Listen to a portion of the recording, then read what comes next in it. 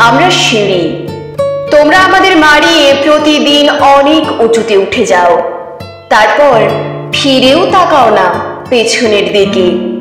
তোমাদের পদধূলি ধন্য আমাদের বুক পদাঘাতে ক্ষত বিক্ষত হয়ে যায় প্রতিদিন, তোমরাও তাও জানো। তাই কার্পেটে মুড়ে রাখতে চাও আমাদের বুকের ক্ষত, ঢেকে রাখতে চাও তোমাদের অত্যাচারের চিহ্নকে, আর চেপে রাখতে চাও পৃথিবীর কাছে তোমাদের গর্ভোদ্যত অত্যাচারী পদধ্বনি।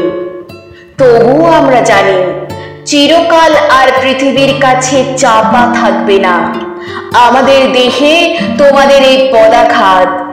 আর সম্রাট হুমায়ুনের মতো একদিন তোমাদেরও হতে পারে পদস্খলন।